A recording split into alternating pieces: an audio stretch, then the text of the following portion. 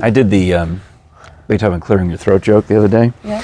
And then I just did it, and she laughed, and I did Ode to Joy. How do you do that one?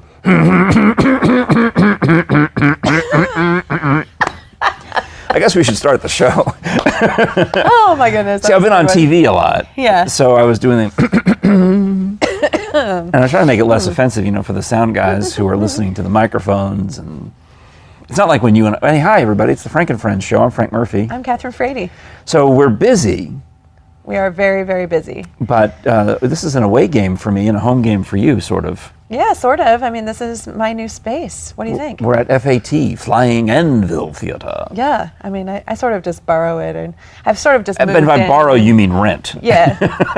Yes, I do mean rent, but You have an office here. I do, yes. And you're staging Marble City Opera's first production of the 21-22 season. That's correct. Of Lily. What is it? Her Life? His music. Yes. I'm pretty sure that's accurate. That is I mean, correct. because he's not in the show. I keep getting it flipped. A little bit of dyslexia going in there, So it's not his life, her music, it's... Her Life, his music. And Lily is an imaginary character that Audrey Babcock created. That's right. To sing these Kurt Weill songs. That's right. And it is Weill, right? It is. It's Kurt Weill. With a W, though. With a W, yeah. But, I mean, really recognizable songs like Lonely House, Mac the Knife. I love Mac the Knife. Yeah, I remember someone told me once, with my limited range, they thought I could actually sing Mac the Knife. Well, maybe we have to get you up on stage this weekend. Not for this show. I mean, for the one-woman show. Yeah, that would be... Enter Frank Murphy. Oddly inappropriate.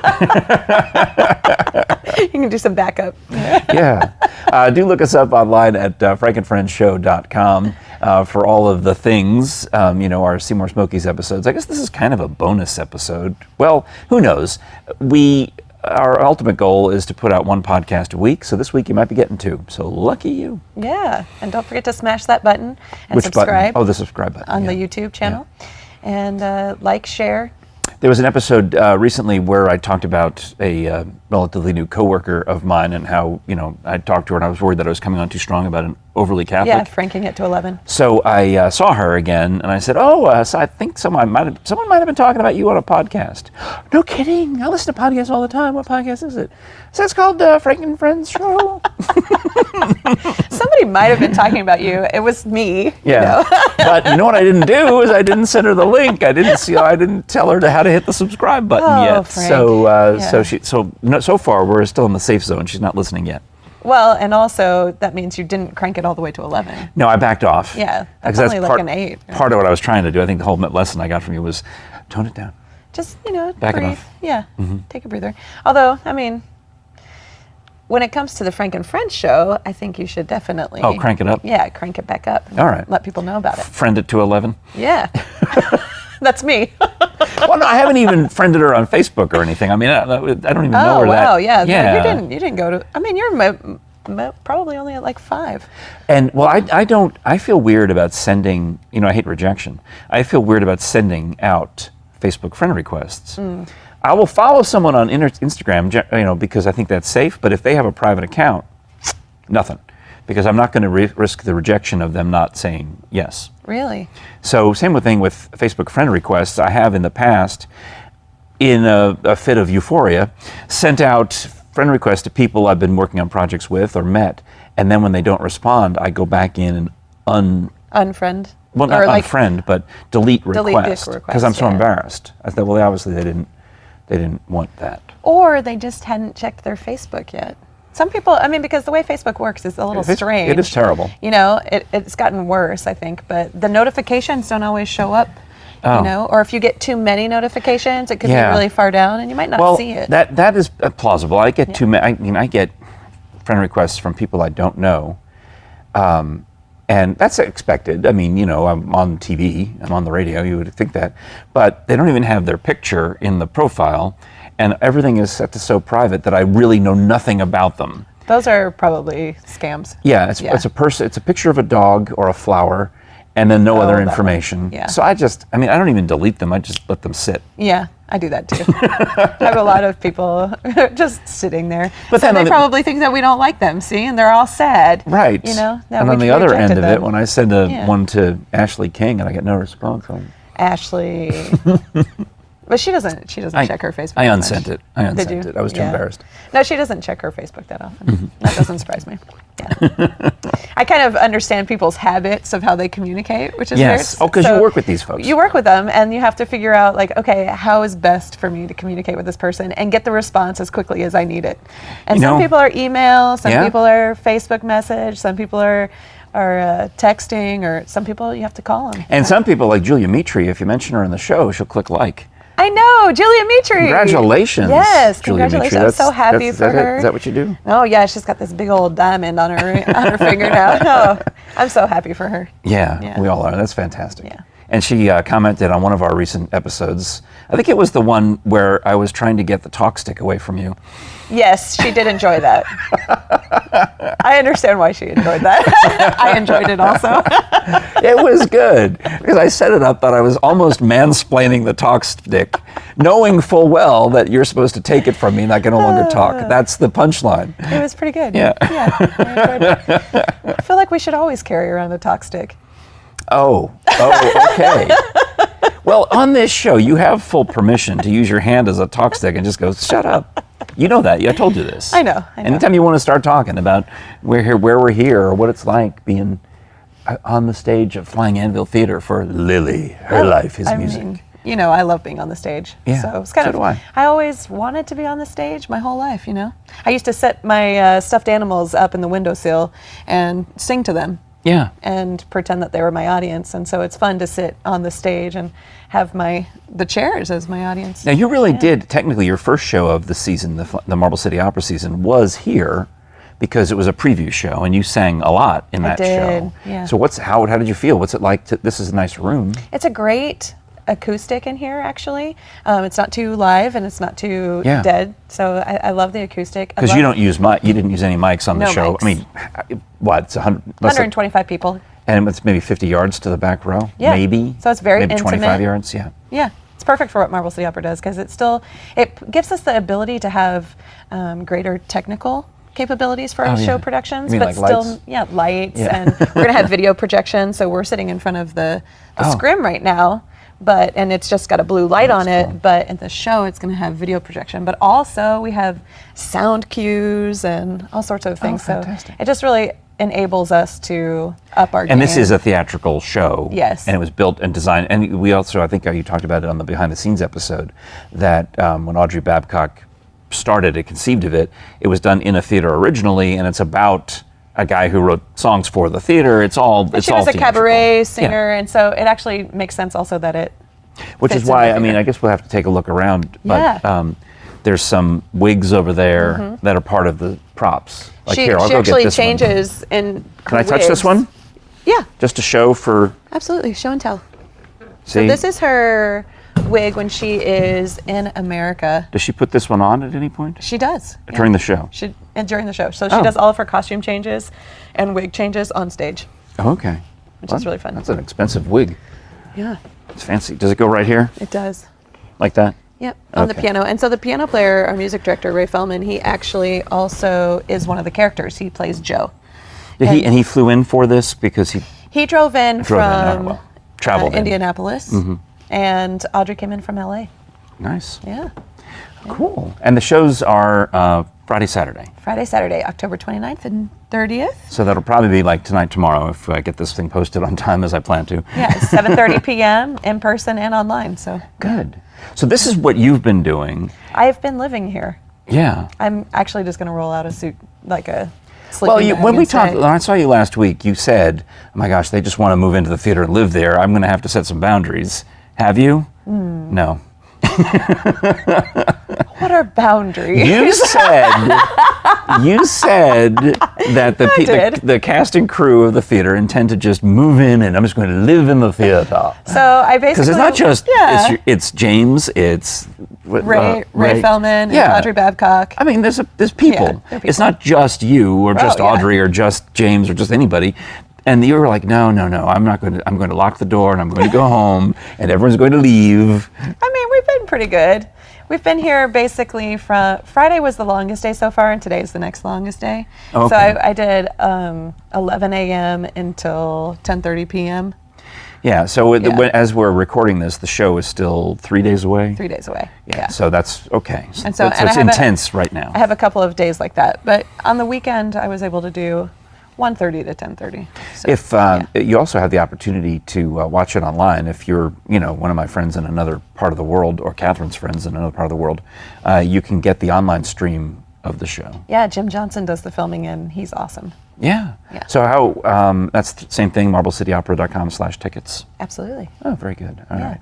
Well, I got to tell you a little bit about my busyness. I know, because you've been on TV this whole month. Well, I mean, it was when it doesn't rain, it pours. We're going to be sad in November. Like all of the shows are like, ooh, winding down, Yeah. and we're like, oh. Well, October, November is generally my busiest time of the year because of East Tennessee PBS Scholars Bowl. So, of course, a year ago, we didn't have any shows because of the pandemic. We somehow managed to cobble together half a season and actually tape it in April of 2021. So that's the 2021 season existed. It's shorter, but it existed. And now we have a regular full-length season with about 48 to 50 episodes, which means that there's that many teams. That's a lot. Because it's a single elimination. And we're recording it in October, November, basically from Columbus Day to Thanksgiving. I think I added it up. I think it was 14 shooting days. That's a lot. But you do like 4 shows on each of those days. Yeah. Yeah, that's how you get the 48 episodes into 14 days. It's some days it's 2, some days it's 3. On Monday it's 5, which will be a haul. And that's a lot of costume changes. Oh, well, Jerry is great about that. She's able to make a spreadsheet, so all I have to do is look and see, okay, keep the shirt, change the tie, change the jacket. That's good. All right, then it's go back to the first jacket, different tie, change the shirt. You actually lose calories every time you change clothes, so it's Maybe a great way to exercise. Maybe that's just what to she's change your doing. outfit every couple hours. Well, so then here's where it doesn't rain, it pours. You remember in April, while we were doing Scholars Bowl, they said, there's this program called Up Close. We need a fill-in host for it. Would you do it? They asked me to do it, and they said, and do you have any friends you could interview? And they said, pick someone, I've told this story before, pick someone you've interviewed multiple times and are comfortable with, because you're not the variable, you're the constant. You're going to sit there and have a comfortable conversation while the students learn how to record this program. Shoot it, run the teleprompter, everything. So the first person I thought of was you. Yes. Who was the first person I interviewed? I know, it was me. It was you. It was fun. I enjoyed it. So you came in and we had a nice little time and it was a good show. Well, now it's the fall semester and we're in the middle of Scholars Bowl, and they said, hey, we still need someone to do those up close shows. There's going to be a few more episodes. Can you line up some more guests? So that's what I did on Monday, and we'll do again on Monday, November 1st. Knock out 4 Scholars Bowls and then take a quick break, go home, change clothes, drive down to a different studio and do 2 interview shows. That's a lot. But on Monday, November 1st, it's going to be 5 Scholars Bowls with a tiny little break and then 2 up close shows. That's a lot. Well, when do the up close shows air? Yeah, that's a really good question. Is it going to happen at midnight again when I'm awake but unable to watch? Well, what they're planning. Now that they have enough episodes, I guess they're gonna put them online. So they will be available on the PBS Passport app and on easttennesseepbs.org. Oh, that's good. Will the old one be? That's the plan anyway. Yeah. It's just there was some snag, but they're getting it worked out, and it's just it's a matter of, part of it is waiting until. I didn't get the full answer, but it's something with PBS National has the domain. They have to flip something over. Okay. Anyway. But can you just search Up Close? You could, and you won't find anything yet, but eventually. Well, believe me, I'll be more than happy to hype it and share the link on this show. So then that was, so now it's raining a little harder. Yep. Yeah, we're getting into a steady pour. Right. Yeah. And then I get an email from a commercial TV station, WATE, Channel 6. And they're like, oh, hey, it's the former producer of their talk show. He's like, hey, I'm going to be on vacation. And he's been he's been filling in as the host of the show, Justin. He's been filling in as the host, but he's going to take his vacation before November sweeps. And then they'll have a new host starting for November sweeps, and everything will be fine. So they've another 2 weeks of, hang on a second, let me. You're so popular. I don't know if you can hear that. I just didn't want to hear that. My phone's ringing, and you see, look at that. It's an opera person of all the people calling. Yeah. Well, anyway, so where was I? Oh yeah, so Justin's going to be taking a week off at the end of October, middle of October, and then back to work before November sweeps. Frank, do you want to fill in as the guest host? Well, yes. The answer is yes. Because I really had thought, and I don't mean this in a bad way, I really thought they didn't need me because they have gone through, I mean, a dozen, six or seven guest hosts have been covering all of the days. You know, they've had Dina Cartwright, they've had Craig Jenkins, they've had Kim Hansard, they've had Kim Thomas, but she's calling herself Sims Thomas. They've had, obviously, Justin Young. They've had enough people. They've had more than enough people, but they're now down, I guess, to the bottom of the list. You're not on the bottom of the list. Well, they thought of me. Somebody thought of me and said, get that guy. Yeah. So I went in and for 2 shows, Tuesday and Thursday is what I said. What I wrote back was, I'm available Tuesday or Thursday. And his response was, great. I'll put you down for both. And I'm like, this is fantastic. Yeah. So, I mean, I'm in heaven because I'm doing Scholars Bowl on Monday, Wednesday. I'm going to do Living East Tennessee on Tuesday, Thursday. And I go get my hair done on Friday. It'll be all right. Nice. All's well. Yeah. And I contact the new producer of Living East Tennessee and say, hey, I'm excited about doing the show tomorrow, which was the Tuesday. What do I need to know in advance? And who's the co-host going to be? Who am I doing it with? Well, here's the thing. You're actually going to be hosting it alone. Uh-oh. And it was part of it was I don't know if they didn't have anybody, but also they're reformatting the show. Oh, okay. They're reformatting it to a single host show. Oh. Which I didn't realize until after. Okay. But, you know, so I get there and I'm like, well, this is going to be different than you're used to. When the last time you were here a year or two ago when you co-hosted, it was a 2-person show. We're doing it as a 1. I said, well, actually, I get it. I watched yesterday when Dino hosted alone. I blah, blah, blah. And everything's went great. I had a fantastic time. I had guests to interview. That's awesome. Yeah, I had brought in a fitness expert whom I met at a fashion show who desperately wanted to be interviewed on TV. I'm like, you can come in. And then we get to the end of the show and everything's going fine. And they go to a pre-recorded segment of the musical guest.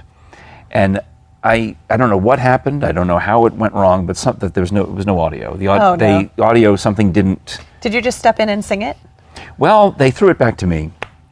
So when you go do the show, stick around and make sure that be prepared to step in and sing it. Well, I'm saying make sure don't leave until they've checked the tape to make sure there's an audio on the performance. Sounds good. But yes, if they go to the audio and it's not it there, doesn't work, then be ready to go live. So they come back to me and I say, well, apparently that was a performance art piece. We're supposed to imagine what the guitar sounded like. We'll be right back after this. Yeah, that's pretty good. And now they're all looking at me like, well, that just blew the whole last segment of the show because that was supposed to go 2 minutes and now we are 2 minutes short.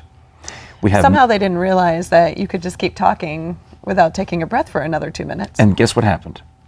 You started talking for another 2 minutes without taking a breath. They came back from the commercial and I sat there and I said, I'm Frank Murphy and I have lots of things to say and I'm not going to stop talking until the end of this 2 minutes. Yeah, you remember at the beginning of the show we talked about candy corn and peanuts together. We got a few more comments on the Facebook page, so thank you for that. And by the way, candy corn anecdote and that's right. You know, and also I'd love you to check us out at frankandfriendshow.com where Kathryn Frady and I get to do our podcast and our Seymour Smokies adventures and blah, blah, blah. And then I knew that I was going to be actually co-hosting on Thursday with a woman who I had been on the radio with for 8 years, Kim Hansard. Nice. I said, and apparently I'll be back on Thursday co-hosting with someone I'm looking forward to meeting, Kim Hansard. Is that right? Hansard? Anyone know this woman? Has she been? Oh my goodness. Has that hit? Oh my goodness. So I'm screwing around with it. And then I say, of course, for those of you who listen to us on the radio, you know I'm kidding. Thanks a lot for watching. Goodbye. Now, Kim Hansard and Lori Tucker, the news anchor, are very good friends. So I do that stupid bit. And on the other side of the wall, behind you, is the news set. Right. And the 4 o'clock news has now just started. And they go to a recorded piece, and you hear Lori Tucker go, Hansard? Really? Really? Hilarious. That's great. Yeah. So that made my day. That is fun. It's so much fun being in a studio too, where there's so much happening in all of the locations, you know, and you're, I love doing interviews. You have to focus on your part of it. Yeah. And it's weird because, like, let's say we had just sat down to do the interview on live TV, and like you said, there's all that going on. They're lining up the person in the kitchen segment, and this over here, and this over here. The weather. And they're telling you things a lot, and you're trying to listen, but you also, as the host, I feel a certain responsibility to lock in on the guest. Well, because for a guest, a lot of times they're like, okay, sit down, here's your mic, miking it up, and what is your name? Kathryn Frady? Okay, yep. Say it, Frady. spell it. Okay. You have to say it, look in the camera and say it and and then it's spell like 3, 2, 1, here I am with Kathryn Frady. You know, it's that fast. So for people who aren't used to that, well, my friend Sharon Lord was watching, and she caught a glitch. She caught me mess up something on the Thursday show when Kim and I are both doing it. It's a live TV, so we had planned out that I was going to interview the guy from the Horror Film Festival and maybe the anti-bullying person and one other one. And Kim was going to interview the lady, this person and that person, and the one from James White's Fort. So you have a basic idea that she's going to do this half of the interviews, I'm going to do that half of the interviews, and it's take turns, 1, 2, 1, 2. Well, one of the guests was late, and it threw off the rotation. So Kim ends up doing 2 in a row. Okay. And then to fix it, they just say, well, then, Frank, you do the James White's Fort interview. You're like, okay, here we go. Well, I'm familiar with that. There's a fort. I know it's James White. It's Knoxville's oldest home. Technically, I've arranged for this woman to be here, and her name is Stacy something. Thankfully, she's wearing her name tag. She's the vice chair of the board, right?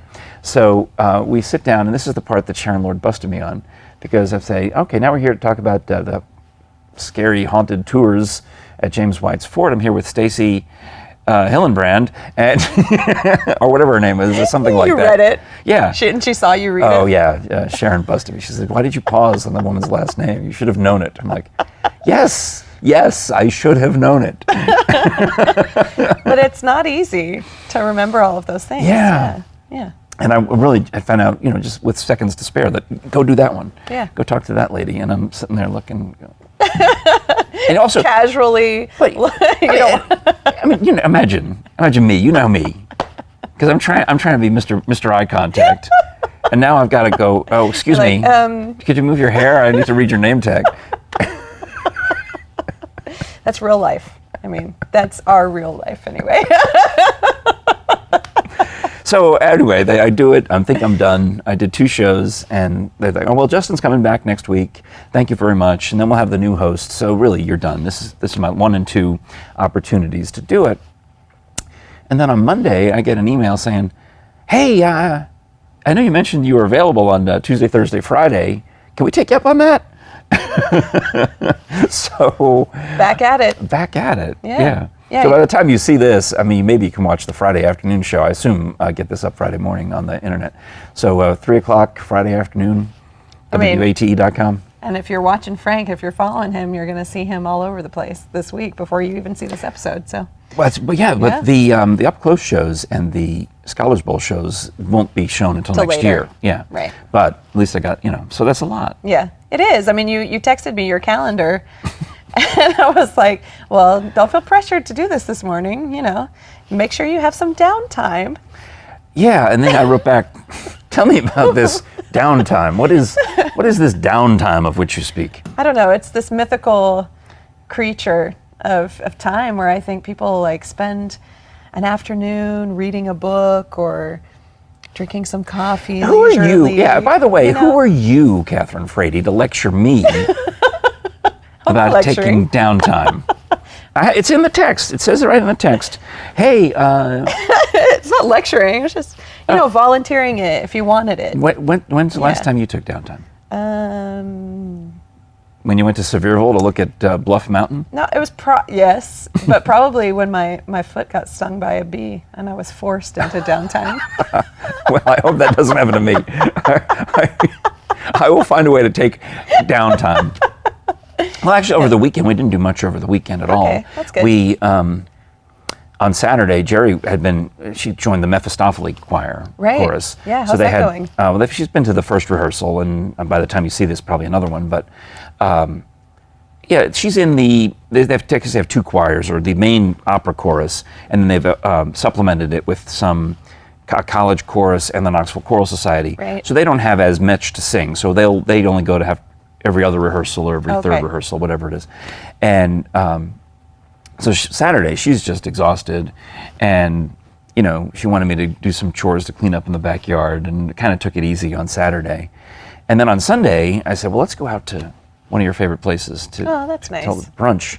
And it's also, I mentioned Sharon Lord. This is how I know I got scolded. Did she join you? I texted her. I said, hey, we're going to be at your favorite place, First Watch.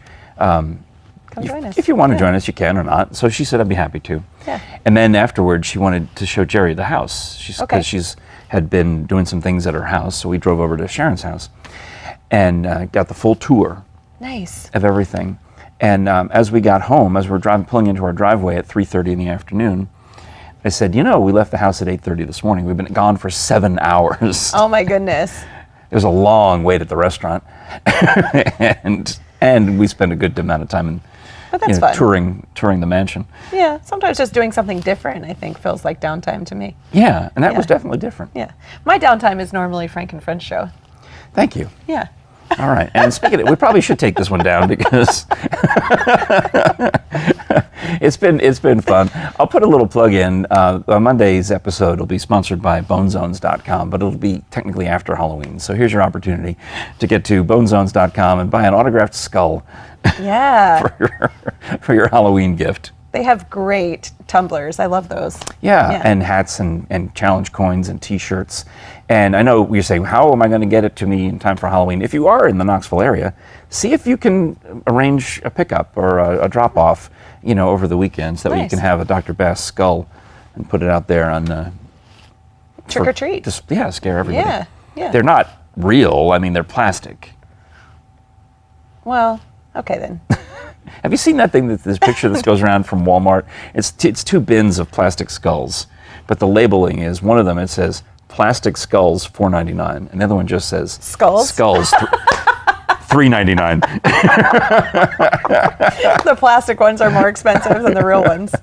But that's kind of disturbing. Yeah. That they have two different plastic skulls and just It's skulls. just a mistake on the sign. I mean, they're all plastic, but it's... That's pretty funny. It's pretty good. Yeah. All right, so happy Halloween.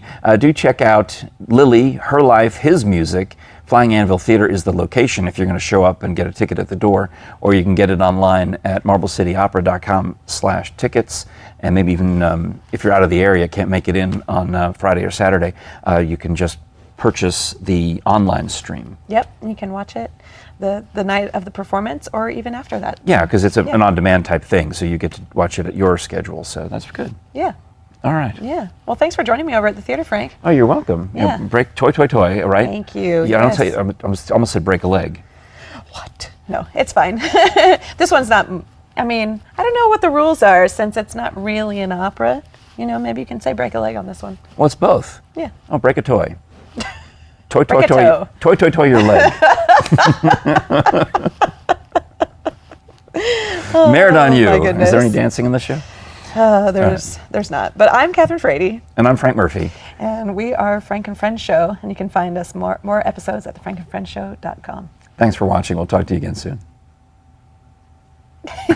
Like, stop. And that's a wrap.